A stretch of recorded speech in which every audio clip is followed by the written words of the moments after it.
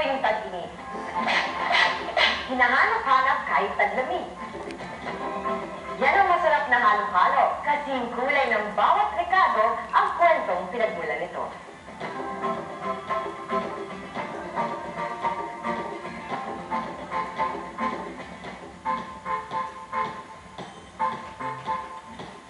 Kapag napag-uusapan ang paghimaga sa Pilipinas, wala na sigurong sasarap pa sa halo-halo. Sa loob ng isang malaking baso na puno ng kinuskos na yelo, lumulutang ang pinaghalo-halong mga sangkap na may matitingkad na kulay. Dagdagan pa ng gatas at asukal, tiyak na uulit ang sino mang titikim nito. Pero paano nga ba nagsimula ang paboritong panghimagas at merienda ng bayan? Yung halo-halo ay inintroduce ng mga Hapon nung panahon ng pananakop ng mga Hapon sa Pilipinas. So ito ay yari sa kinaskas na yelo at ginamit yung mga ingredients na kadalasan natatagpuan sa lutuan ng mga Pilipino. So yung mga kaong, mga sago, gulaman, pinipig at iba pa.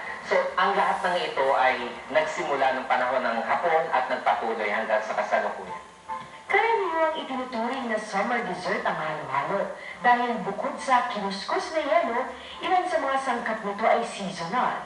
Pero bakit kaya sikat pa rin ang halo-halo kahit hindi tag-araw? Ibang-iba na yung halo-halo ngayon.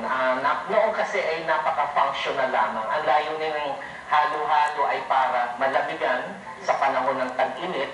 Pero sa ngayon ay napakarami ng function nito. Isa ay siyempre magpakasarap, magpakabusog, tapos family gatherings din and friends together na ini-enjoy yung pagkain.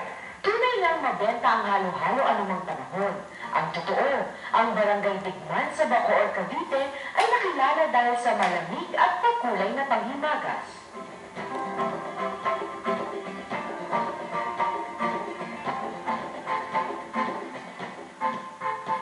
Ang Digman po, kung tinatanong nyo sa akin, lugar po ito na barrio Digman. Pumutok yung Digman dahil sa kala ng iba, apelido namin. Pero barangay, panahon ng hapon pa, ang nanay nagtitinda ng halo-halo. At tuwing summer, nagtitinda siya ng halo-halo. Pagka hindi naman summer, nananay siya. Nung nabili namin sa lupa na ito, kaya nung nakalipat kami dito, nagtinda naman namin ng halo-halo. Continuous na. Wala na kung mulang bumagi siya. O maros, basta dire-diretso na yan. At ang ipinagmamalaki ng original Digman halo-halo, ang napakarami nitong mga rekado.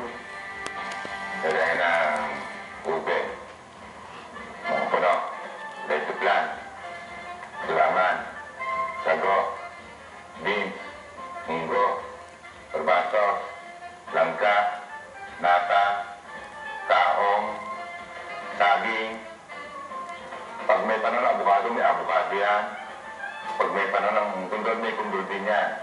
Pero ang nagbago ay nagiging more elaborate. Ito, syempre, nagkakaroon na tayo ng halo-halo special na dinadagdagan ng leche flan, dinadagdagan ng ice cream, ng ube halaya.